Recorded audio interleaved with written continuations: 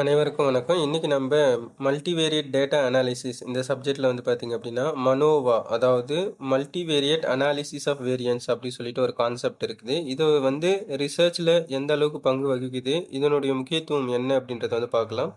இந்த வீடியோ வந்து முழுக்க முழுக்க ரிசர்ச் ஓரியன்டாக இருக்கிறவங்களுக்கு மட்டும்தான் இது வந்து பொருந்தும். அதாவது ரிசர்ச் ஸ்காலர்ஸு, மற்றபடி இருக்கக்கூடிய யார் யாரெல்லாம் வந்து ரிசர்ச் பண்ணலாம் சொல்லிட்டு இருக்கிறீங்களோ அவங்களுக்கு மட்டும்தான் இது பொருந்தும்.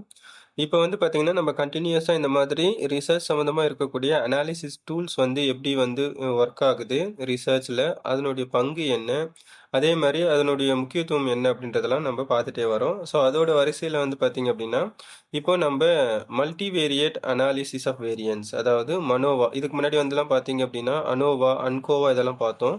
ஸோ இப்போ வந்து பார்த்தீங்க அப்படின்னா மனோவா, மன்கோவா இந்த மாதிரி கான்செப்ட்லாம் வந்து இருக்குது. அதில் மனோவா வந்து பார்க்கலாம்.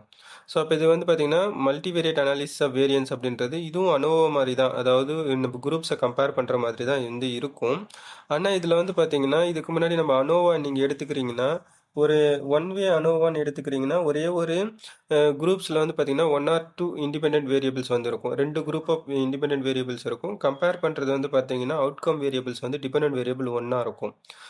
அப்போ என்ன ஆகும், இன்கேஸ் இல்லை ஒரு 2 3 4 அந்த மாதிரி ஒன்றுக்கு மேற்பட்ட இல்லை 2க்கு மேற்பட்ட வந்து பார்த்தீங்க அப்படின்னா குரூப்ஸ் எல்லாத்தையும் கம்பேர் பண்ணிவிட்டு அந்த டிஃபரன்ஸை செக் பண்ணிவிட்டு அதை வந்து என்ன பண்ணுவோம் அப்படின்னா டிபெண்டன்ட் வேரியபிள் வந்து அவுட்கம் வேரியபிளில் ஒரே ஒரு வேரியபிளாக இருக்கும். இது எதுக்கு? அனோவாக்கு. அனோவா, அன்கோவா இதெல்லாமே கூட. அன்கோவான்றதுக்கும் கோவேரியன்ஸோட எக்ஸிஸ்டன்ஸ் இதெல்லாம் கூட நம்ம லாஸ்ட் வீடியோவில் நம்ம பார்த்தோம். இது வந்து பார்த்தீங்கன்னா மன்கோவான்ற கான்செப்டில் எப்படி வருதுன்றதை பார்ப்போம். ஆனால் அனோவாக்கும் மனோவாக்கும் என்ன டிஃபரன்ஸ் அப்படின்னு வந்து பார்த்தீங்க அப்படின்னா அனோவான்றது வந்து குரூப் டிஃபரன்சஸ் வந்து என்ன ஆகும், அந்த இண்டிபெண்டன்ட் வேரியபிள்ஸ் வந்து ஒரு 2 இல்லை 3 இருக்கும். டிபெண்டன்ட் வேரியபிள் ஒன்றே ஒன்று தான் இருக்கும். ஆனால் மனோவாவில் வந்து பார்த்தீங்கன்னா இண்டிபெண்டன்ட் வேரியபிள்ஸும் ஒன்றுக்கு மேற்பட்டதாக இருக்கும், டிபெண்டன்ட் வேரியபிள்ஸும் ஒன்றுக்கு மேற்பட்டதாக இருக்கும் அப்படின்னு அர்த்தம். அதாவது ஒன்றுக்கு மேற்பட்ட டிபெண்டன்ட் வேரியபிள்ஸ் வந்து இருக்கும். இப்போ சிம்பிள் எக்ஸாம்பிளுக்கு வந்து நம்ம மார்க்கெட்டிங் எக்ஸாம்பிள் எடுத்துக்கிறோம் அப்படின்னா இப்போ நம்ம அட்வர்டைஸ்மெண்ட் டைப் எடுத்துக்கிறோன்னு வச்சுக்கோங்க.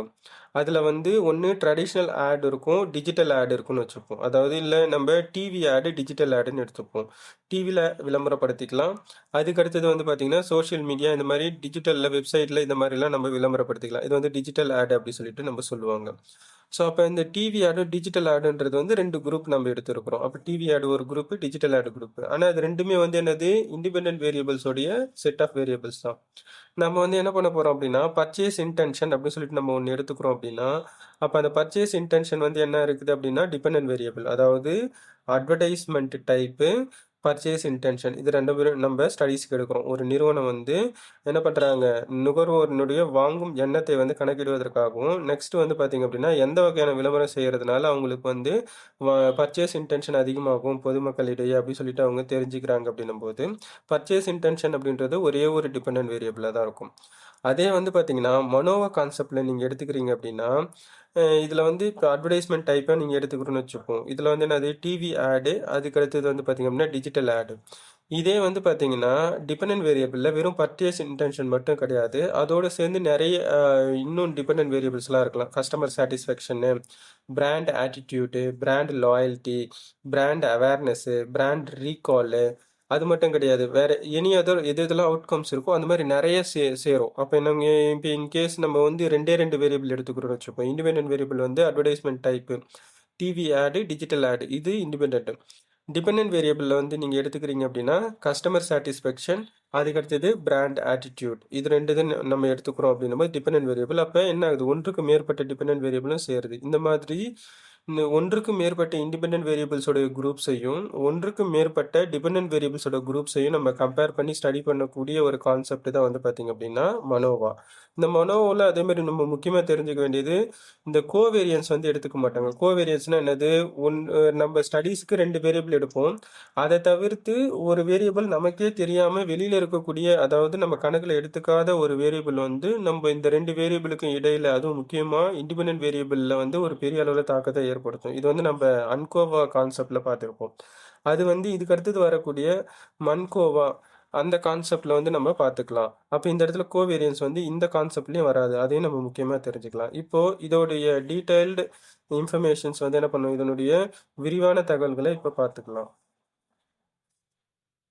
ஸோ நான் இப்போ சொன்ன மாதிரி தான் மனோவா என்பது ஒன்று அல்லது அதற்கு மேற்பட்ட இண்டிபெண்டன்ட் வேரியபிள்ஸ். எக்ஸாம்பிளுக்கு வந்து அட்வர்டைஸ்மெண்ட் டைப்பில் டிவி ஆடு, டிஜிட்டல் ஆடு, அதேமாதிரி அட்வர்டைஸ்மெண்ட் எக்ஸ்பெண்டிச்சரை கூட எடுத்துப்போம். அட்வர்டைஸ்மெண்ட் எக்ஸ்பெண்டிச்சரில் வந்து பார்த்திங்க அப்படின்னா நம்ம எதில் செலவு பண்ண போகிறோம் அப்படின்றது. 2 அல்ல அதற்கு மேற்பட்ட டிபெண்டன்ட் வேரியபிள். அப்போ டிபெண்டன்ட் வேரியபிள் அப்படின்னும்போது வந்து பார்த்தீங்கன்னா பிராண்ட் அவேர்னஸ்ஸு, பர்ச்சேஸ் இன்டென்ஷன், அது 2த்தையும் நம்ம எடுத்துப்போம் டிபெண்டன்ட் வேரியபிளாக. இந்த மாதிரி ஒன்று அல்லது அதற்கு மேற்பட்ட இண்டிபெண்டன்ட் வேரியபிள்ஸும் ஒன்று அல்லது அதற்கு மேற்பட்ட என்ன பண்ணுறாங்க அப்படின்னா, அதாவது 2 அல்லது அதற்கு மேற்பட்ட டிபெண்டன்ட் வேரியபிள்ஸையும் சேர்த்து கம்பேர் பண்ணுறது. இதில் அப்போ ஒரே ஒரு இண்டிபெண்டன்ட் வேரியபிளையும் ஒரே ஒரு டிபெண்டன்ட் வேரியபிளையும் எடுத்துக்கலாமா அப்படின்னு பார்த்தீங்கன்னா மனோவில் அப்படி வராது. வேணா ஒரே ஒரு இண்டிபெண்டன்ட் வேரியபிள் எடுத்துக்கலாம், ஒன்றுக்கு மேற்பட்ட அப்போ 2 டிபெண்டன்ட் வேரியபிள்ஸ் வந்து நம்ம எடுத்துக்கலாம். அந்த மாதிரி கூட நம்ம ஸ்டடி பண்ணிக்கலாம். இல்லை இன்னும் நம்ம என்ன மல்டிபிள் காம்பினேஷனில் 2 டிபெண்டன்ட் வேரியபிள்ஸ் எடுத்துக்கலாம், 2 இண்டிபெண்டன்ட் வேரியபிள்ஸ் எடுத்தும் கம்பேர் பண்ணிக்கலாம். 2 மட்டுமா அப்படின்னு கிடையாது, 2க்கு மேற்பட்டதும் நம்ம எடுத்து நம்ம என்ன பண்ணிக்கலாம், டிபெண்டன்ட் வேரியபிள்ஸ் எடுத்து நம்ம இது பண்ணிக்கலாம். அப்போ இது எதுக்காக இந்த அனாலிசிஸ் வந்து வருது அப்படின்னு பார்த்தீங்கன்னா, நம்ம ஒரு ரிசர்ச்சை பொறுத்த வரைக்கும் ஒரே ஒரு வேரியபிள்ஸ் மட்டும் நம்ம வச்சு இது பண்ண மாட்டோம். ஏன்னா இது வந்து பார்த்தீங்கன்னா எஸ்பெஷலி வந்து பார்த்தீங்கன்னா ஒரு பிஹெச்டி ஸ்காலர் இல்லை ஒரு ப்ரொஃபஷனல் ஓரியன்டாக இருக்கிறவங்களுக்கு வந்து பார்த்தீங்கன்னா அவங்களுடைய ரிசர்ச் எல்லாம் வந்து ஒரு 800, 1000 அந்த மாதிரி வந்து சாம்பிள்ஸை கலெக்ட் பண்ணி பெரிய அளவில் வந்து என்ன பண்ணுவாங்க அப்படின்னா அந்த ரிசர்ச்சோடைய ரிசல்ட்டை வந்து கொடுக்கறதா இருக்கும்.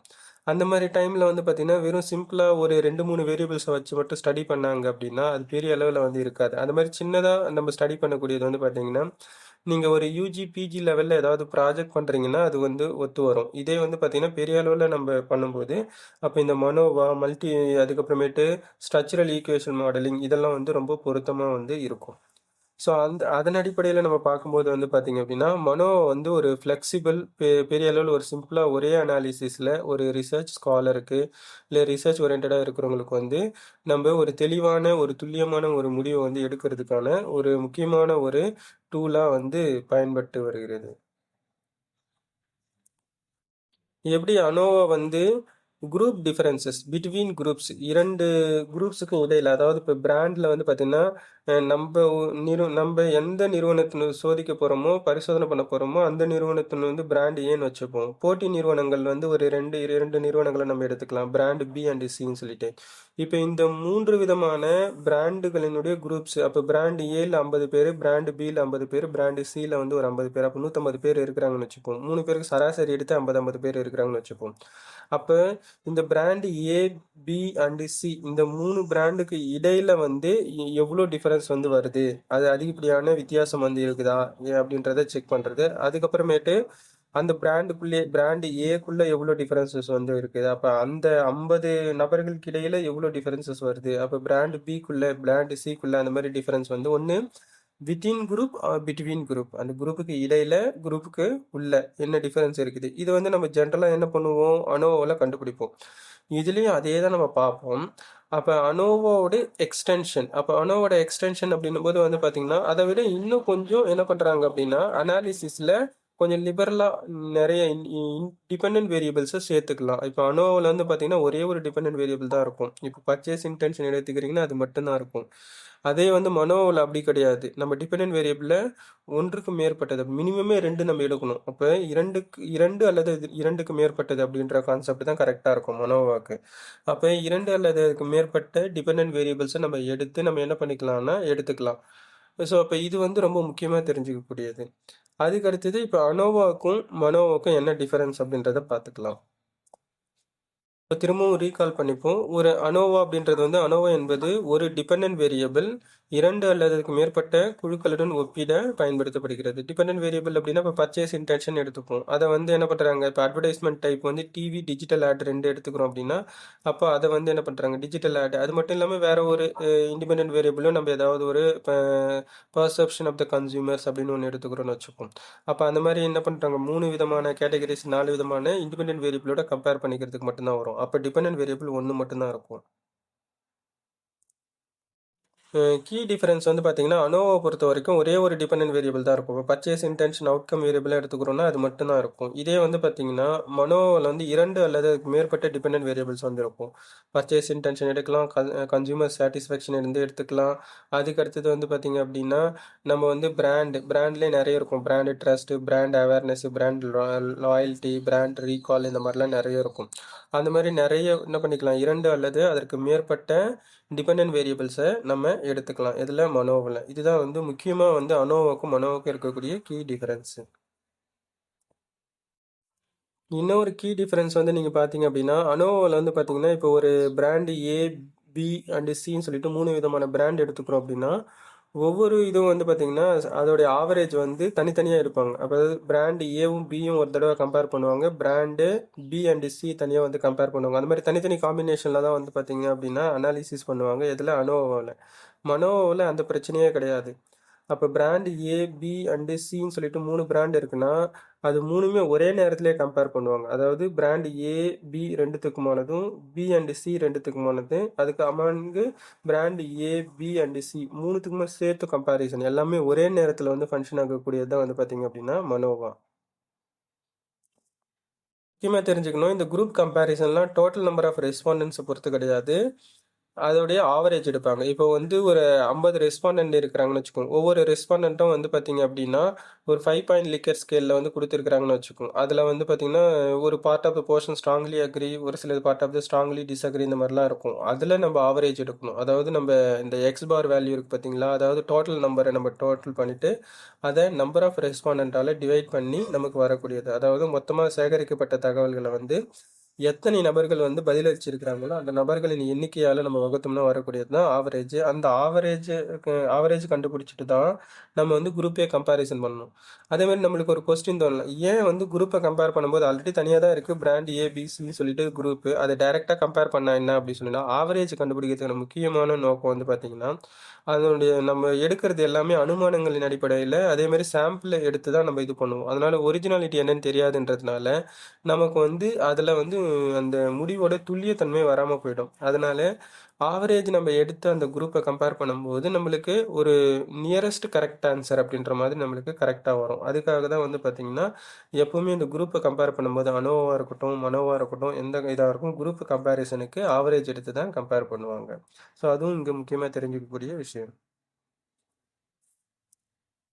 இப்போ நம்ம அனோவா மனோவா ரெண்டுத்துக்கும் டிஃபரன்ஸ் பார்த்துட்டே வரோம். அதில் அனோவோட ரோல் வந்து என்னது, அனோவா வந்து குழுக்களை ஒப்பிட்டு புள்ளியியல் ரீதியாக முக்கியமான வேறுபாடுகளை கண்டறியுது. அப்போ என்ன பண்ணுறாங்க, குழுக்கள் கம்பேரிசன் பிராண்ட் ஏ, பிசின்னு எடுத்துக்கிறோம் அப்படின்னா அந்த 3த்தையும் கம்பேர் பண்ணிவிட்டு அதில் எதில் எவ்வளோ டிஃபரன்ஸ் வருது, ஏன்னா டிஃபரன்ஸ் இருந்தால் தான் நம்மளால் வந்து என்ன பண்ண முடியும் அப்படின்னா அதில் ஒரு முடிவுக்கே நம்ம வர முடியும். டிஃபரன்ஸ் இல்லை அப்படின்னும் போது அது என்ன ஆகும் அப்படின்னா நம்மளால் ஸ்டடீஸ் பண்ண முடியாது.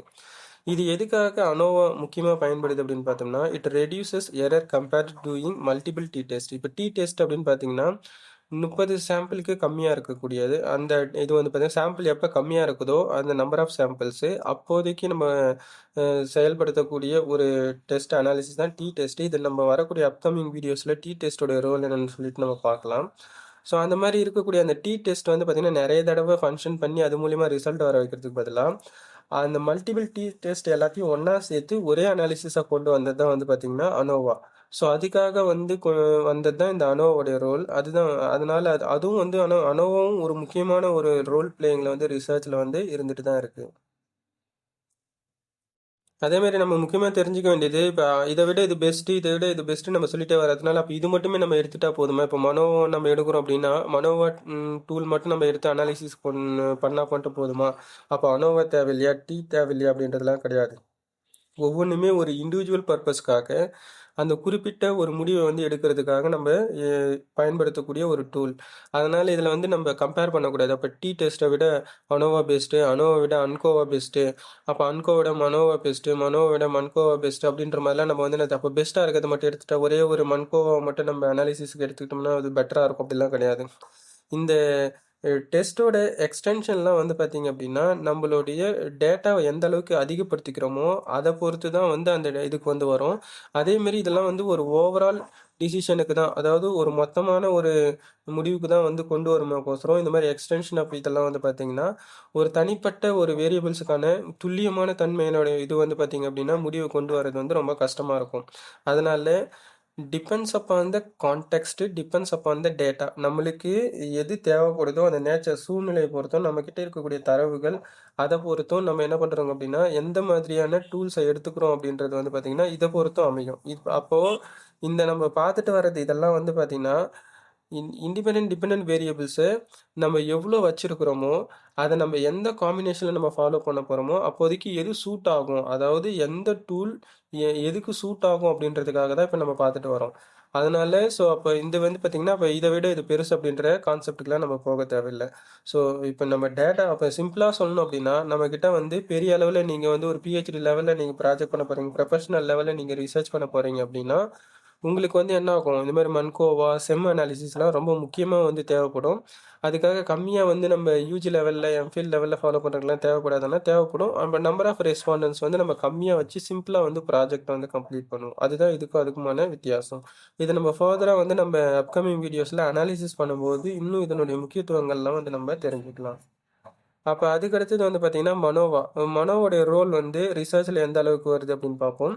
Manoah is used when outcomes are related to each other. அதே மாதிரி என்ன பண்ணுவோம், மனோவா நான் ஏற்கனவே சொன்ன மாதிரி தான் டிபெண்டன்ட் வேரியபிள்ஸ் வந்து அனோவாவில் ஒன்று தான் யூஸ் பண்ணுவாங்க. மனோவாவில் வந்து பார்த்தீங்க அப்படின்னா மல்டி வேரியட் அனாலிசிஸில் வந்து பார்த்தீங்க அப்படின்னா அனாலிசிஸ் ஆஃப் வேரியன்ஸில் டிபெண்டன்ட் வேரியபிள்ஸ் அதிகமாக வரும். ஏன்னா இப்போ எக்ஸாம்பிளுக்கு இண்டிபெண்டன்ட் வேரியபிளில் வந்து பார்த்தீங்கன்னா அட்வர்டைஸ்மெண்ட் டைப் வந்து டிவி ஆடு, டிஜிட்டல் ஆடு எடுத்துக்கிறீங்க. அதே மாதிரி வந்து பார்த்தீங்கன்னா டிபெண்டன்ட் வேரியபிள் நீங்கள் எடுக்கும்போது வந்து பார்த்தீங்கன்னா customer satisfaction and brand awareness ரெண்டுமே வந்து பார்த்தீங்கன்னா ஒரே சமமாக இருக்கும். ஏன்னா கஸ்டமர் சாட்டிஸ்ஃபேக்ஷன் வந்து பார்த்தீங்கன்னா இந்த பிராண்ட் அவேர்னஸும் ரெண்டுத்துக்கும் சம்மந்தம் இருக்கும். அப்போ அதனால் அதை வந்து நம்ம எப்படி சம்மந்தம் இருக்கும், ஒரு நபர் வந்து பிராண்டை பற்றின அந்த கம்பெனியோட பிராண்டை பற்றின விழிப்புணர்வு இருந்தாலே, பிராண்ட் நல்ல குவாலிட்டி ஆஃப் த ப்ராடக்ட் அவங்க சேல்ஸ் பண்ணுறாங்கன்னு தெரிஞ்சாலே என்ன பண்ணிப்பாங்க, ஆட்டோமேட்டிக்காக அந்த பர்டிகுலர் நபர் வந்து அந்த என்ன பண்ணுவாங்க அப்படின்னா சாட்டிஸ்ஃபை ஆகுவார். அப்போ ரெண்டுத்துக்கும் டிபெண்டன்ட் வேரியபிளில் அந்த அதாவது கஸ்டமர் சாட்டிஸ்ஃபேக்ஷனுக்கும் பிராண்ட் அவேர்னஸுக்கும் ஒரு நெருங்கிய தொடர்பு இருக்கிறதா நம்ம என்ன பண்ணிக்கலாம் அப்படின்னா அனுமானித்து கொள்ளலாம். அதே மாதிரி முக்கியமாக இந்த மனோவா வந்து என்ன பண்ணுவாங்க அப்படின்னா இந்த டைப் 1 எரர் வராமல் இருக்கிறதுக்காக. இப்போ டைப் 1 எரர்னா என்னன்னா டெஸ்டிங் ஆஃப் ஹைபாத்திசிஸ். நம்ம ஹைபாத்திசிஸை டெஸ்ட் பண்ணுவோம், அதாவது confidence value significance value compare பண்ணுவோம். பி வேல்யூன்றது நம்ம கண்டுபிடிச்சிருக்கக்கூடிய டெஸ்ட் வேல்யூ. அதை வந்து ஆல்ஃபா வேல்யூ ஜென்ரலாக அகாடமிக் பர்பஸ் அப்படின்னா 5% 0.05ல் கம்பேர் பண்ணுவாங்க. அப்போ பி வேல்யூ வந்து சிக்னிஃபிகன்ஸ் வேல்யூ 0.05 விட கம்மியாக இருந்ததுன்னா நல்ல ஹைபாத்திசிஸை ரிஜெக்ட் பண்ணிவிடுவோம். அப்போ பி வேல்யூ வந்து 0.05 விட அதிகமாக இருந்ததுன்னா நல்ல ஹைபாத்திசிஸை நம்ம அக்செப்ட் பண்ணுவோம். அப்போ இந்த மாதிரி இருக்கும்போது என்ன ஆகிடும்னா நம்ம வெறும் ரியாலிஸ்டிக்னு ஒன்று இருக்கும், ஸ்டாட்டிஸ்டிக்கல் கன்க்ளூஷன் ஒன்று இருக்கும். அதாவது நம்ம டெஸ்ட் பண்ணி ஸ்டாட்டிஸ்டிக்கலாக ஸ்டாட்டிஸ்டிஷியனாக நம்மளுக்கு வந்திருக்கக்கூடிய ஒரு முடிவுன்னு ஒன்று இருக்கும். உண்மையிலே வந்து பார்த்தீங்க அப்படின்னா அந்த சூழ்நிலையில் அந்த குறிப்பிட்ட நிறுவனத்தில் ரியாலிஸ்டிக் அதாவது ப்ராக்டிக்கலாக என்ன நடக்கும் அப்படின்றது வந்து ஒன்று இருக்கும். அப்போ ரெண்டுத்துக்குமே வந்து வித்தியாசம் வரும். இன்கேஸ் வந்து உண்மையான சூழ்நிலையில் வந்து நம்ம எடுத்திருக்கக்கூடிய டெஸ்ட் ரிசல்ட்டுக்கும் உண்மையின் அடிப்படையில் நம்ம அதை ஒப்பிட்டு பார்க்கும்போது உண்மையான சூழ்நிலை வந்து வேறுபட்டு இருந்தது அப்படின்னா அது வந்து பார்த்தீங்கன்னா டைப் 1 எரர். இந்த டைப் 1 எரருடைய கான்செப்ட் வந்து என்னன்னு சொல்லிட்டு நம்ம பார்க்கலாம். ஸோ டைப் 1 எரர் அப்படின்றது வந்து என்ன அப்படின்னா type 1 error occurs when a researcher rejects a null hypothesis that is actually true. அப்போ என்ன பண்ணுறாங்க, நல் ஹைபாத்திசிஸ் வந்து உண்மையாக இருக்கக்கூடிய பட்சத்தில் அப்போ நல் ஹைபாத்திசிஸை நம்ம அக்செப்ட் பண்ணணும். அதுக்காக பதிலாக என்ன பண்ணிட்டுறாங்க அப்படின்னா ரிசர்ச்சர் வந்து டெஸ்ட் ரிசல்ட்டில் வந்து ரிஜெக்ட் ஆகிடுதுன்னு வருதுன்னு வச்சுப்போம். இப்போ எக்ஸாம்பிளுக்கு வந்து பி வேல்யூ வந்து ஒரு ரிசர்ச்சர் வந்து பி வேல்யூ வந்து ஆல்ஃபா வேல்யூ 0.05 விட கம்மியாக இருக்குன்னு வச்சுப்போம், 0.03ன்னு வந்துருச்சுன்னு வச்சுப்போம். அப்போ என்ன பண்ணுவாங்க, ஸ்டாட்டிஸ்டிஷியன் வந்து கண்டிப்பாக வந்து நல்ல ஹைபாத்திசிஸை ரிஜெக்ட் பண்ணிடுவார். ஏன்னா பி வேல்யூ 0.03, ஆல்ஃபா வேல்யூ வந்து பார்த்தீங்கன்னா சிக்னிஃபிகன்ஸ் வேல்யூ 0.05. அப்போ என்ன பண்ணிட்டார் அப்படின்னா ஸ்டாட்டிஸ்டிக்ஸில் ரிசல்ட் வந்துடுச்சு, அதனால் அவர் என்ன பண்ணிட்டார் அப்படின்னா ரிசல்ட்டை பேஸ் பண்ணி அவர் வந்து என்ன பண்ணிடுவாங்க அப்படின்னா ரிஜெக்ட் பண்ணிட்டாரு. ஆனால் உண்மையிலேயே அந்த நிறுவனத்தினுடைய ரியாலிஸ்டிக் வந்து நம்ம செக் பண்ணி பார்க்கும்போது அப்போ அந்த இடத்துல வந்து என்ன நடக்குது அப்படின்னா நல்ல ஹைபாத்திசிஸ் வந்து அக்செப்ட் ஆகுதுன்னு வச்சுப்போம். இப்போ எக்ஸாம்பிளுக்கு வந்து அட்வர்டைஸ்மெண்ட் டைப்பில் வந்து பார்த்தீங்கன்னா டிவி ஆடு, டிஜிட்டல் ஆடு ரெண்டுத்துக்குமே வந்து பார்த்தீங்கன்னா டிஃபரன்ஸ் வந்து இருக்குது. இது எல்லாமே இண்டிபெண்டன்ட் வேரியபிள். அதுக்கும் வந்து கஸ்டமர் சாட்டிஸ்ஃபேக்ஷனுக்கும் வந்து நெருங்கிய தொடர்பு எதுவும் இல்ல அப்படின்றத நல்ல hypothesis. There is no difference between advertisement type and customer satisfaction வச்சுப்போம். அப்ப இது வந்து நல்ல ஹைபோதீசிஸ் ஆக்சுவலா ட்ரூ. ஏன்னா வச்சுக்கோங்க, ரியாலிஸ்டிக்ல வந்து நீங்க எந்த ஆட் குடுத்தாலும் சரிதான். டிவில ஆட் குடுத்தாலும் சரிதான், டிஜிட்டல்ல சோசியல் மீடியால ஆட் குடுத்தாலும் சரிதான். கஸ்டமர் வந்து அந்த பொருள வந்து பெரிய அளவுல ஒரே விதமா தான் வாங்கிட்டு இருக்கிறாங்க. அதனால ஒண்ணும் பெரிய அளவுல வியாபாரமும் அதிகமாகல. அதே மாதிரி கஸ்டமருடைய அரைவல்ஸும் அதிகமாகல. ஃபீட்பேக்கும் வந்து வரல அப்படின்னா, எந்த ரெஸ்பான்ஸும் இல்லாத பட்சத்துல நம்ம என்ன பண்ண தேவையில்ல அப்படின்னா, அப்போ 2த்துக்கும் சம்மந்தம் இல்லன்னு வரணும். அது ரியாலிஸ்டிக்ல அதுதான். ஆனா டெஸ்ட் ரிசல்ட்ல வந்து பார்க்கும்போது, நம்ம 2த்துக்கும் நெருங்கிய தொடர்பு இருக்கு. டிஃபரன்ஸ் வந்து இருக்குது அப்படின்னு சொல்லிட்டு ஆல்டர்னேட் ஹைபோதீசிஸ நம்ம ஏத்துக்கிற மாதிரி ஒரு சிச்சுவேஷன் வருது. அப்ப அந்த மாரி நம்ம என்ன பண்றாங்க அப்படின்னா, ஸ்டாட்டிஸ்டிஷியன் சைடுல நம்ம இல்ல ஒரு ஆராய்ச்சியாளரினுடைய பார்வையில பார்க்கும்போது, என்ன பண்றாங்க, நல் ஹைபோதீசிஸ ரிஜெக்ட் பண்றாங்க. ரியாலிஸ்டிக்ல பார்க்கும்போது வந்து பார்த்தீங்கன்னா, நல் ஹைபோதீசிஸ் வந்து அக்செப்ட் பண்றது தான் கரெக்ட் அப்படின்னு சொல்லிட்டு வருது. இந்த மாரி வந்து ஒரு மாறுபட்ட முடிவுகள வந்து நம்மளுக்கு வந்து உண்மை நிலைக்கும், நம்மளுடைய கணக்கீட்டு நிலைக்கும் உள்ள வேறுபாடு தான் வந்து பார்த்தீங்க அப்படின்னா, டைப் 1 எரர். இது வந்து ஆக்சுவலா வந்து என்ன பண்ணிக்கலாம் அப்படின்னா, ஸ்டாட்டிஸ்டிஷியன் வந்து ஃபிக்ஸ் பண்ணி இத வந்து கண்ட்ரோல் பண்ணிக்கலாம். இன்னும் அப்ப இது ஒண்ணு மட்டும் தான் இருக்கான்னு பார்த்தீங்கன்னா, இன்னொன்னு டைப் 2 எரர்ன்னு இருக்கும். அது வந்து ஆஃப்டர் அனாலிசிஸ்.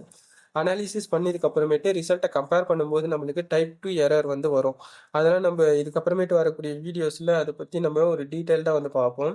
அப்போ முக்கியமா இந்த டைப் 1 எரர் எதுக்காக சொல்ல வரேன் அப்படின்னா, இந்த மனோவா கான்செப்ட் அனாலிசிஸ் நம்ம யூஸ் பண்றது மூலியமா டைப் 1 எரர வந்து பிகினிங்லயே, அதாவது அனாலிசிஸ் பண்றதுக்கு முன்னாடியே வந்து நம்மளால என்ன பண்ண முடியும் அப்படின்னா, கண்ட்ரோல் பண்ண முடியும். அதனால என்ன பண்ணுவாங்க அப்படின்னா, ஸோ அப்ப நல் ஹைபோதீசிஸ் ட்ரூனா அத கரெக்ட்டா என்ன பண்ணிடுவாங்க அப்படின்னா, அக்செப்ட் பண்ணிப்பாங்க. நல் ஹைபோதீசிஸ் வந்து ஃபால்ஸ் அப்படின்னா கண்டிப்பா ரிஜெக்ட் பண்ணிடுவாங்க. அப்ப இந்த மாரி என்னது தப்பான ஒரு முடிவு வந்து எடுக்காம இருக்கிறதுக்காக குடுக்கக்கூடியது. அப்போ என்ன பண்றாங்க, நல் ஹைபோதீசிஸ் வந்து என்ன பண்றாங்க அப்படின்னா, உண்மையா இருக்கும் கூடிய பட்சத்துல அத ரிஜெக்ட் பண்ணிட்டாங்கன்னா டைப் 1 எரர். அப்ப டைப் 2 எரர் வந்து என்ன ஆகும்? அப்படியே ஆப்போசிட்ல வரும். அதாவது ஆல்டர்னேட்டிவ் ஹைபோதீசிஸ் வந்து ஃபால்ஸா இருக்கக்கூடிய பட்சத்துல அத ஏத்துக்கிறாங்க அப்படின்னா, அது வந்து டைப் 2 எரர் வரும். அது வந்து நம்ம அடுத்தடுத்து வரக்கூடிய வீடியோஸ்ல வந்து நம்ம பார்க்கலாம். அதுக்கடுத்தது இன்னொன்னு டைப் 1 எரர்ல என்ன வித்தியாசம் சொல்றாங்க பாருங்க. It is commonly referred to as false alarm or false positive. இத என்ன பண்றாங்க, அதாவது ஒரு ஆராய்ச்சியாளர் வந்து அவரு எடுத்திருக்கக்கூடிய முடிவு வந்து தப்பு. இன்னும் சிம்பிளா சொல்லப்போம். இப்போ ஒருத்தவங்களுக்கு வந்து ஏதாவது இந்த டயக்னஸ்டிக் டெஸ்ட் வந்து பண்றாங்கன்னு வச்சுக்குவோம். நம்மளுக்கு வந்து பார்த்தீங்க அப்படின்னா, ஹெல்த் டெஸ்ட் வந்து ஹெல்த் செக்கப் வந்து பண்ணிட்டு வராங்க. ஒருத்தர் மிஷின்ல வந்து சரியா ஒர்க் ஆகல. அந்த மெஷின் வந்து ஏதோ ஒரு சிச்சுவேஷன்ல டெக்னிக்கல் கிளிச்சஸோ ஏதோ ஒண்ணு இருக்குன்னு வச்சுப்போம். பிளட் டெஸ்ட் வந்து நம்மளுக்கு செக் பண்றாங்கன்னு வச்சுப்போம். பிளட் டெஸ்ட் வந்து என்ன பண்ணுவாங்க அப்படின்னா, ஆக்சுவலா நம்மளுக்கு வந்து எந்த ஒரு பிபி இஷ்யூ, பிளட் பிரஷர் அந்த மாரி எதுவுமே இஷ்யூ கிடையாது. ஆனா, அந்த பர்ட்டிகுலரா ஏதோ ஒரு சிச்சுவேஷன்ல அந்த மெஷின்ல இருக்கக்கூடிய ஒரு ஃபால்ட்டோ, இல்ல மெஷர்மென்ட்ல இருக்கக்கூடிய அந்த இன்ஸ்ட்ருமென்ட்டோட ஃபால்ட்டோ நம்மளுக்கு வந்து பிபி இருக்கிறதா ஒரு டெஸ்ட் வந்து வைக்கிறாங்கன்னு வச்சுப்போம். அப்ப டாக்டர் வந்து என்ன சொல்லுவாரு, அப்ப உங்களுக்கு வந்து இது இருக்குது அப்படின்னு சொல்லி டைரக்டா அப்படி அதை மட்டுமே சொல்லிட்டு, ஆமா உங்களுக்கு கன்ஃபார்ம் இந்த ஒரு டெஸ்ட்லயே உங்களுக்கு இருக்குது அப்படின்னு சொல்லிட்டாருன்னா நம்ம நம்பிடுவோம். அந்த மாதிரி அதை நம்பிட்டு நம்ம ஃபாலோ பண்ணோம் அப்படின்னா தப்பா முடிவாயிடும். அதனால தான் சேஃபர் சைடுக்கு என்ன சொல்லுவாங்கன்னா, டாக்டர்ஸ் வந்து அதை வந்து நீங்க ஒரே நாள்ல ஒரு 3 டெஸ்ட் எடுங்க. அப்போ என்ன பண்ணுவாங்க அப்படின்னா, 3 இடைவேளையில அந்த சாப்பாடு மார்னிங், ஆஃப்டர்நூன், இது வந்து பார்த்தீங்கன்னா டின்னர் அந்த டைம்ல வந்து பார்த்தீங்க அப்படின்னா 3 டைம்ல நீங்க எடுங்க. அதை வந்து என்னது ஒரு 3 நாள் 4 நாள் அதை தொடர்ச்சியா எடுத்து பாருங்க. அதுல உங்களுக்கு கன்சிஸ்டன்ட்டா உங்களுக்கு வந்துடுச்சுன்னா உங்களுக்கு இருக்குது அப்படின்னு அர்த்தம். அப்படிலாம் வந்து எதுக்காக சேஃபர் சைடுக்கு வந்து சொல்றாங்க அப்படின்னு பார்த்தோம்னா, அப்போ ஒரே ஒரு முடிவு வந்து அது இறுதியானது அல்ல அப்படின்ற மாதிரி. இது எதுக்காக சொல்ல வரேன்னா, இந்த டைப் 1 எரர் வந்து நடக்கிறதுக்கான சிச்சுவேஷனுக்கு வந்து இதான் சொல்றாங்க. அதுக்கடுத்தது, this means the test result show a pattern R effect exist even though it is actually does not. அதாவது உண்மையில் எந்த ஒரு மாற்றமும் இல்லாத போது, இப்போ நான் சொன்னேன் பார்த்தீங்களா, அந்த டைப் ஆஃப் அட்வர்டைஸ்மெண்ட்டுக்கும் கஸ்டமர் சாட்டிஸ்ஃபேக்ஷனுக்கும் எந்தவித தொடர்பும் இல்லாத போது, ஏதோ ஒரு வித வந்து மாற்றம் வந்து அதில் இருக்கிறதாகவும், டிஃபரன்ஸ் இருக்கிறதாகவும், அது வந்து இம்பேக்ட் பண்ணுறதாகவும், அதாவது அட்வர்டைஸ்மெண்ட் வந்து கஸ்டமர் சாட்டிஸ்ஃபேக்ஷனில் வந்து பெரிய அளவு தாக்கத்தை ஏற்படுத்துறதாகவும் நம்மளுக்கு வந்திருக்கக்கூடிய ரிசல்ட் வந்து தவறானது. இதுதான் டைப் 1 எரருக்கு வந்து வழிவகுக்குது அப்படின்னு சொல்லிட்டு சொல்ல வராங்க. இப்போ இந்த டைப் 1 எரருக்கு வந்து ஒரு எக்ஸாம்பிள் வந்து பார்ப்போம். So telling a man he is pregnant in a type 1 error because the result is positive but it is factually impossible. உதாரணமாக ஒரு ஆணுக்கு வந்து கருவுற்று இருப்பதாக பரிசோதனை முடிவு வந்து அப்போ என்ன பிரெக்னென்ட் ஆயிருக்கிறாரு ஒரு மேல் அப்படி சொல்லிட்டு ஒரு ரிசல்ட் வருதுன்னு வச்சுப்போம். அப்போ இது வந்து பார்த்தீங்க அப்படின்னா அதாவது ரியலிஸ்டிக் உண்மை நிலைக்கு ஒரு எதிரான ஒரு செயல். அப்போ இது வந்து அது சாத்தியமே கிடையாது அப்படின்னும் போது பார்த்தீங்கன்னா, இப்போ இது வந்து டைப் 1 எரர் அப்படின்ற கேட்டகரிஸில் நம்ம எடுத்துக்கலாம். அதுக்கடுத்தது in legal term it is like finding a innocent person guilty of a crime they did not. அதாவது ஒரு நிரபராதி வந்து குற்றமே செய்யல அவரு. ஆனா அவர் வந்து குற்றவாளின்னு சொல்லிட்டு நம்ம தீர்ப்பு அளிச்சு அவருக்கு தண்டனையை கொடுக்குறோம் அப்படின்னா இது வந்து டைப் 1 எரர் அப்படின்ற கான்செப்ட்ல வரும். ஸோ இந்த மாதிரி இந்த டைப் 1 எரர் வந்து அதாவது ஸ்டாட்டிஸ்டிக்கல் ரிசல்ட்டுக்கும் ரியாலிஸ்டிக்கும் வந்து பெரிய அளவில் மாறுபாடு வரக்கூடிய இந்த மாதிரியான எரர்ஸை வந்து குறைக்கிறதுக்காகவும் அதை கண்ட்ரோல் பண்ணுறது, அதாவது இல்லாமல் பண்ண முடியாது ஆனால் கண்ட்ரோல் பண்ணிக்கலாம். இப்போ டைப் 1 எரர் வந்து கண்ட்ரோல் பண்ணுறதுக்கு வந்து பெரிய அளவில் இந்த MANOVA multivariate analysis of variance வந்து என்ன பண்ணுறாங்க அப்படின்னா இந்த டூல் பெரிய அளவில் ஒரு உதவிகரமாக இருக்குது அப்படின்னு சொல்லிட்டு சொல்ல வராங்க. இப்போ வந்து மனோவுடைய ஒரு இந்த டூல் அப்ளை பண்ணி ஒரு மார்க்கெட்டிங் ரிசர்ச்சில் வந்து நம்ம அப்ளை பண்ணுறோம் அப்படின்னா எப்படி இருக்கும் அப்படின்றத பார்ப்போம். அந்த தீம் வந்து எடுத்துக்கலாம். ஒரு problem a company wants to know whether type of advertisement influences multiple consumer responses at the same time. Multiple response consumer கிட்ட இருந்து ரெஸ்பான்சஸ் வந்து அதிகமாக வருதான்னு சொல்லிட்டு அப்போ இந்த இடத்துல வந்து பார்த்தீங்கன்னா ஒன்றுக்கு மேற்பட்ட இண்டிபெண்டன்ட் வேரியபிள்ஸும் இருக்கும், ஒன்றுக்கு மேற்பட்ட டிபெண்டன்ட் வேரியபிள்ஸும் வந்து பார்த்திங்க அப்படின்னா இருக்கும். இப்போ இந்த தீமுக்கு கீழே வந்து எத்தனை இண்டிபெண்டன்ட் வேரியபிள் நம்ம எடுத்துக்கலாம், எத்தனை டிபெண்டன்ட் வேரியபிள் எடுத்துக்கலாம் அப்படின்றத பார்ப்போம். காஸ்ட் வேரியபிள் இல்லை ப்ரிடிக்டார் வேரியபிள் நம்ம வந்து எடுத்துக்கலாம். அப்போ ப்ரிடிக்டார் வேரியபிள்னாலும் இண்டிபெண்டன்ட் வேரியபிள்னாலும் ஒன்று தான். இண்டிபெண்டன்ட் வேரியபிளில் வந்து அட்வர்டைஸ்மெண்ட் டைப் வந்து நம்ம எடுத்துப்போம். அட்வர்டைஸ்மெண்ட் டைப்பில் வந்து பார்த்திங்க அப்படின்னா நமக்கு வந்து எமோஷ்னல் ஆடு, இன்ஃபர்மேஷனல் ஆட். எமோஷ்னல் ஆட் அப்படின்னா நம்ம ஒரு வீடியோவை நம்ம விளம்பரத்தை பார்க்கும்போது நமக்கே தெரியாமல் நம்ம என்ன பண்ணிடுவோம் அப்படின்னா அந்த அட்வர்டைஸ்மெண்ட் வந்து பிடிக்கும். அதாவது என்னென்னா அது சரியோ தப்போ அந்த இது வந்து பார்த்தீங்கன்னா ஆனாலும் எனக்கு வந்து என்ன பண்ணுறாங்க என்னுடைய சைக்காலஜிக்கலாக நான் வந்து அதோட அட்டாச் ஆகிட்டேன் எனக்கே தெரியாமல் அப்படின்றது. இன்ஃபார்மல் ஆட் அப்படின்னா அதாவது ஃபார்முலாக ஒரு இன்ஃபர்மேஷன் மட்டும் இது சொல்கிறாங்க, அது பெரிய அளவில் வந்து நம்மளுடைய என்னது உள்ளுணர்வை வந்து பாதிக்காத ஒரு அட்வர்டைஸ்மெண்ட்னு சொல்லிட்டு ரெண்டு விதமான அட்வர்டைஸ்மெண்ட் நம்ம எடுத்துக்கிறோம். இண்டிபெண்டன்ட் வேரியபிளுக்கு ஒன்று எடுத்தாச்சு. அப்போது ஒன்று வந்து ஒரு இண்டிபெண்டன்ட் வேரியபிள் வந்து அட்வர்டைஸ்மெண்ட் டைப்பில் வந்து நீங்கள் பார்த்துக்கிறீங்கன்னா டிவி ஆடு, டிஜிட்டல் ஆடுன்னு நம்ம எடுத்துக்கலாம். அதுக்கடுத்தது லெவல் ஆஃப் இண்டிபெண்டன்ட்டில் வந்து பார்த்திங்க அப்படின்னா அதாவது இண்டிபெண்டன்ட் வேரியபிளில் ரெண்டு லெவல் இருக்குது, எமோஷ்னல் ஆடு, இன்ஃபர்மேஷனல் ஆடு, ரெண்டு கேட்டகரிஸில் இருக்குது. இதை நம்ம எடுத்துக்குவோம், ரெண்டு குரூப்பாக இருக்குதுன்னு நம்ம எடுத்துக்கலாம். அப்போ இண்டிபெண்டன்ட் வேரியபிளில் வந்து பார்த்திங்கன்னா நமக்கு அட்வர்டைஸ்மெண்ட் டைப்பில் எமோஷ்னல், அதுக்கடுத்தது நமக்கு இன்ஃபர்மேட்டிவ்.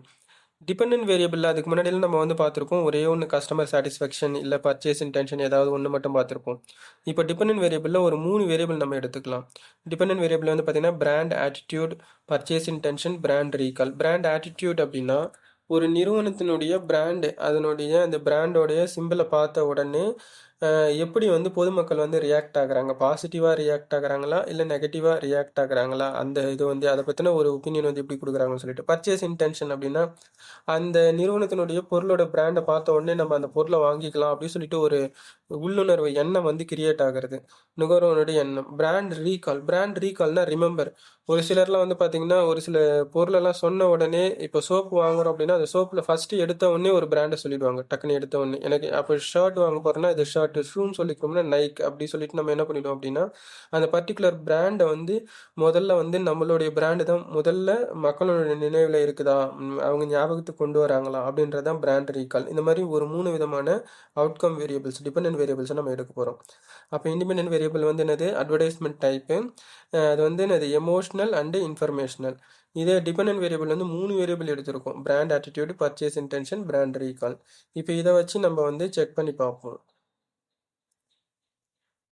அதே மாதிரி எந்த விதமான டூல்ஸ் நம்ம செலக்ட் பண்ண போகிறோம் அப்படின்றதும் நம்மக்கிட்ட இருக்கக்கூடிய வேரியபிள்ஸ் தான். நம்ம அப்போ என்ன பண்ணுறோம், 2 இண்டிபெண்டன்ட் வேரியபிள் வச்சுருக்கிறோம், 3 டிபெண்டன்ட் வேரியபிள்ஸ் வந்து வச்சுருக்கிறோம்.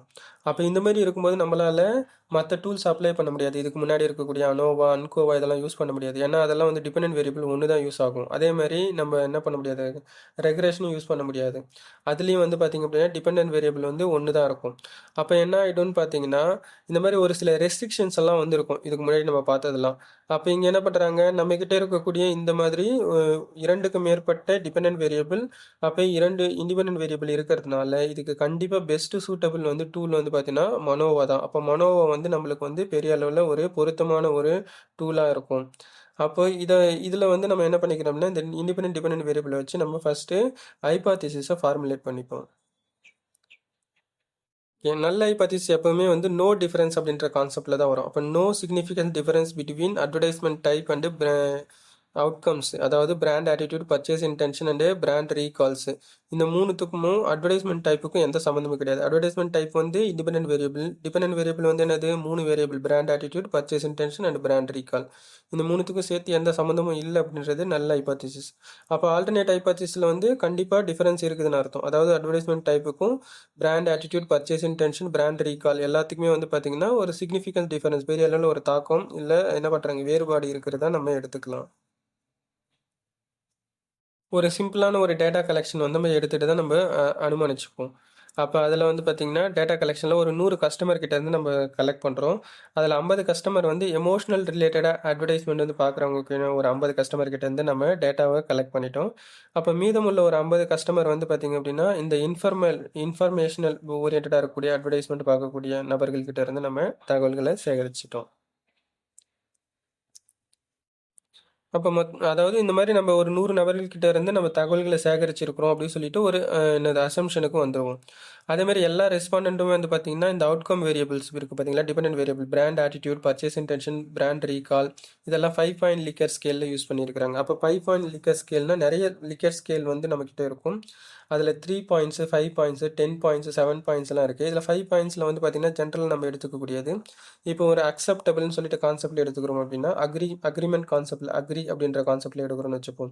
ஃபஸ்ட்டு வந்து பார்த்திங்கன்னா ஸ்கேல் 1 வந்து பார்த்திங்கன்னா ஸ்ட்ராங்லி டிஸ்அக்ரி, செகண்ட் வந்து டிஸ்அக்ரி, தேர்ட் வந்து நியூட்ரல், ஃபோர்த் வந்து பார்த்திங்க அப்படின்னா அக்ரி, ஃபிஃப்த் வந்து பார்த்திங்கன்னா ஸ்ட்ராங்லி அக்ரி அப்படி சொல்லிட்டு அப்போ மொத்தம் 5 பேட்டர்னில் நம்ம எடுக்கிறோமா, இதுதான் 5 பாயிண்ட் ஸ்கேல். இதை வச்சு நம்ம கலெக்ட் பண்ணதாக ஒரு அசம்ஷனுக்கு வந்துடுவோம். அதேமாரி இந்த ஸ்கேல் ஆஃப் வேரியபிள்ஸ்லாம் ஒரு பெரிய இது இருக்குது, லிஸ்ட் இருக்குது. அதே நம்ம அப்கமிங் வீடியோஸில் வந்து பார்க்கலாம். ஸ்கேல் ஆஃப் வேரியபிள்ஸில் வந்து பார்த்திங்கன்னா கண்டினியூஸ் வேரியபிள், டிஸ்கிரீட் வேரியபிள்ஸ்லாம் இருக்கும். இதில் இந்த கண்டினியூஸ் வேரியபிள் வந்து நம்ம எடுத்துட்டோம்னா தான் அதை வச்சு நம்ம இந்த மாதிரி ஸ்டாட்டிஸ்டிக்கல் டூல்ஸ் எல்லாம் அப்ளை பண்ண முடியும். இல்லைனா நம்ம குவாலிட்டேட்டிவ் டெஸ்ட்டுக்கு வந்து நம்ம போயிடுவோம். இந்த மாதிரி எஸ்பிஎஸ்எஸ் இந்த சாஃப்ட்வேரில் நம்ம அப்ளை பண்ண மாட்டோம். இப்போ கண்டினியூஸ்னால் என்னென்னா முழு எண் 0லேருந்து நம்ம எந்த விதமான எண்ணிலையும் மாறக்கூடியது. இதே வந்து அப்சல்யூட் 0 வரல, இல்லை ஒரு என்னது ப்ரொபோஷனல் இல்லை பேஸ்ட் ஆன் 0, நியர்லி 0 அந்த கான்செப்ட்டுக்கு வராத மாதிரி இருக்கக்கூடிய நான் மெட்ரிக் டேட்டாஸ்லாம் நம்ம கணக்கில் எடுக்க மாட்டோம். அப்போ இது வந்து மெட்ரிக் டேட்டா இல்லை குவான்டிடேட்டிவ் டேட்டான்னு எடுத்துப்போம். அந்த டேட்டா வந்து இருக்கிறதா ஒரு அசம்ஷனுக்கு எடுத்துக்கலாம். அதுக்கடுத்தது அப்சர்வேஷன்ஸ் ஆர் இண்டிபெண்டன்ட், அதாவது ஒவ்வொரு நபர்களையும் தனித்தனியாக போயிட்டு ஸ்டடி பண்ணியிருக்கிறாங்க. எதுக்காக இதெல்லாம் சொல்ல வராங்கன்னா, அப்போ தான் நம்ம வந்து எடுக்கக்கூடிய அந்த ரிசல்ட் வந்து கரெக்டாக இருக்குன்னு சொல்லிட்டு சொல்கிறதுக்கான ஒரு பேஸ் தான் வந்து பார்த்திங்கன்னா இந்த மாதிரி அப்சர்வேஷன் வந்து இண்டிபெண்ட்டாக இருக்கிறது. அதுமாதிரி கார்லேஷன் வந்து எல்லாத்துக்குமே வந்து பார்த்திங்கன்னா இந்த அதாவது 2 வேரியபிள்ஸுக்குமே வந்து தொடர்பு வந்து பெரிய அளவில் இருக்குது அப்படின்றது. அப்போ அது பாசிட்டிவாக இருந்தால் தான் கார்லேஷன் வந்து ரெண்டுத்துக்கும் தொடர்பு இருந்தால் தான் நம்ம அதை வந்து என்ன பண்ண முடியும், டெஸ்ட்டுக்கு எடுத்துக்க முடியும். அப்போ நம்ம எடுத்துக்கக்கூடிய டேட்டாவில் வந்து கார்லேஷன் செக் பண்ணி பார்க்கும்போது எல்லாமே ஓரளவுக்கு கார்லேட்டட் தொடர்பு இருக்கக்கூடிய ஒரு பாசிட்டிவ் ரிசல்ட்டு தான் கிடச்சிருக்குது நமக்கு. அதனால் இந்த வந்து நம்ம டெஸ்ட்டுக்கு எடுத்துக்கலாம் அப்படின்னு சொல்லிட்டு, அதாவது டிட்டர்மினேஷன் ஆஃப் அனாலிசிஸ், வெதர் நம்ம இருக்கக்கூடிய டேட்டாவை அனாலிசிஸ் பண்ணலாமா பண்ணக்கூடாதான்றதுக்கே வந்து ஒரு டெஸ்ட் இருக்கும். அதுதான் வந்து இந்த கார்லேஷன்னு. அதுக்கடுத்து ஒரு பேஸ் இருக்கும், என்ன ஸ்கேல் அது டைப்பு வந்து இருக்குது. அதுக்கடுத்தது வந்து பார்த்திங்க அப்படின்னா அதை எப்படி ஸ்டடி பண்ணியிருக்கிறோம், இந்த பேஸெல்லாம் தெரிஞ்சால் தான் நம்ம ஸ்டடீஸ்க்கு அனாலிசிஸ்க்கு எடுக்க முடியும். நம்ம வந்து அதெல்லாம் செக் பண்ணாமே நம்ம போயிட்டு என்ன பண்ண முடியாது அப்படின்னா அதை அனாலிசிஸ் பண்ண முடியாது. ஸோ அதுக்கான பேஸ் தான் இங்கே வந்து சொல்ல வர்றது இவங்க. அப்போ அப்சர்வேஷன் வந்து இண்டிபெண்ட்டாக இல்லாமல் ஒன்று சார்ந்து இது இருக்குது அப்படின்னா அப்போ நமக்கு வரக்கூடிய ரிசல்ட் வந்து தப்பாக வர்றதுக்கான வாய்ப்பு இருக்கும். அதனால தான் இது வந்து சொல்லியிருக்கிறாங்க. அதுக்கடுத்தது மனோவுக்கு வந்து எந்த சாஃப்ட்வேர் எடுக்கலான்னு பார்த்தோம்னா, ஜென்ரலாக நம்ம எஸ்பிஎஸ்எஸ் சாஃப்ட்வேர்லேயே இது வந்து பொருத்தமாக தான் இருக்கும் மனோவா. இதோடைய அதாவது ப்ராக்டிக்கலாக எப்படி அப்ளை பண்ணலான்றதை அப்கமிங் வீடியோஸில் வந்து பார்க்கலாம். அதுக்கடுத்தது வில்ஸ் லேம்டா அந்த டெஸ்ட்லேயும் வந்து பார்த்திங்க அப்படின்னா நம்ம மனோவா வந்து கான்செப்டை அப்ளை பண்ணிக்கலாம். அதாவது மனோவில் வில்ஸ் லேம்டான்னு சொல்லிட்டு ஒரு பர்டிகுலர் டைப் ஆஃப் டெஸ்ட் வந்து அதுக்குள்ளேயே இருக்கும்னு அர்த்தம். அந்த மனோவா அனாலிசிஸ்க்குள்ளே இருக்கும். அதில் வந்து என்ன பண்ணுவாங்க அப்படின்னா அதை வந்து அவுட்புட் கொடுக்கறதுக்காக அந்த அவுட்புட்டை வச்சு தான் நம்ம என்ன பண்ணுவோம் அப்படின்னா ஒரு இன்டர்பிரிட்டேஷன் வந்து நம்ம சொல்லுவோம். அதாவது அது எப்படின்னு சொல்லி எப்படி இருக்குது அப்படின்றத நம்ம நல்ல ஹைபாத்திஸை ரிஜெக்ட் பண்ணலாமா அக்செப்ட் பண்ணிக்கலாமா அப்படின்ற ஒரு முடிவு எடுக்கிறதுக்கான ஒரு கோர் கான்செப்ட் தான் வந்து பார்த்திங்கன்னா அப்படின்னா வில்ஸ் லேம்டா. ஸோ இப்போ நம்மளுக்கு வந்திருக்கக்கூடிய ரிசல்ட் என்னன்னு சொல்லிட்டு நம்ம ஒரு அசம்ஷனுக்கு வருவோம். இப்போ நமக்கு வந்து வில்ஸ் லேம்டா வந்து 0.62. அப்போ இது மாதிரி அதாவது இந்த மனோவா கான்செப்ட்டுக்குன்னு தனியாக வந்து ஒரு டெஸ்ட் அனாலிசிஸ் தான் இது. நெக்ஸ்ட் வந்து எஃப் வந்து நம்ம அனோவா அனோவான்னு வந்தாலே எஃபோட வேல்யூ வரும். அதாவது பிட்வீன் குரூப்ஸ் வித்தின் குரூப்ஸ் கம்பேரிசனில் வந்திருக்கக்கூடிய டெஸ்ட்டு. அப்போ அது வந்து ஒரு 4.85 நமக்கு ரிசல்ட் வந்து தான் பார்ப்போம். அதாவது எஸ்பிஎஸ்சியில் நம்ம இந்த டேட்டாவை கொடுத்துருக்கிற மாதிரி அது மூலியமாக நம்மளுக்கு வந்திருக்கக்கூடிய டெஸ்ட் மாதிரி நம்ம பார்ப்போம். ரியலாக அதை எப்படி அப்ளை பண்ணலான்றதை அதுக்கடுத்தது பார்க்கலாம். அதுக்கடுத்தது பி வேல்யூவும் இதில் வரும், ப்ராபபிலிட்டி வேல்யூ வரும். நம்ம உதாரணத்துக்கு இந்த 100 கஸ்டமரோட வேல்யூ டெஸ்ட் பண்ணி பார்த்துருக்குறோம். அதில் எஃப் வேல்யூ 4.5, அதுமாதிரி பி வேல்யூ வந்து பார்த்தீங்கன்னா 0.002ன்னு சொல்லிட்டு வந்திருக்கிறதா பார்ப்போம். ஆனால் நம்ம எந்த டெஸ்ட் வேல்யூ எடுத்தாலும் டெஸ்ட் வேல்யூவில் நம்ம எதை தான் கம்பேர் பண்ணணும், ஹைபாத்தசிஸ் இந்த ரூல்ஸுக்கு வந்து டிசிஷன் ரூல் எடுக்கிறதுக்கு வந்து பார்த்தீங்கன்னா பி வேல்யூ தான் எடுக்கணும். அப்போ பி வேல்யூ இந்த டெஸ்ட் வேல்யூவில் 0.002 வந்து நம்மளுக்கு வந்திருக்குது. அப்போது இன்கேஸ் ஃபஸ்ட்டு ரூலோட கான்செப்ட் என்னது, பி வேல்யூ வந்து சிக்னிஃபிகன்ஸ் வேல்யூ ஆல்ஃபா வேல்யூ 0.05 விட கம்மியாக இருக்குது அப்படின்னா, if p value is less than 0.05 இந்த நல் ஹைபாத்தசிஸ் இஸ் ரிஜெக்டட். அப்போ நல் ஹைபாத்தசிஸ் வந்து ரிஜெக்ட் பண்ணிக்கணும். அப்போ நம்மளுக்கு வந்திருக்கக்கூடிய ரிசல்ட் வந்து என்னது, நம்மளுக்கு வந்திருக்கக்கூடிய ரிசல்ட் 0.02. அப்போ அது வந்து 0.05 விட கம்மியாக இருக்கிறதுனால நல் ஹைபாத்தசிஸை ரிஜெக்ட் பண்ணிவிட்டு ஆல்டர்னேட் ஹைபாத்தசிஸை நம்ம அக்செப்ட் பண்ணிக்கிறோம். That's all. இதோட எக்ஸ்டென்ஷன்லாம் வந்து பார்த்திங்க அப்படின்னா அதுக்கடுத்தது வந்து மன்கோவா இதெல்லாம் வந்து அடுத்த வீடியோவில் நம்ம பார்க்கலாம். That's all.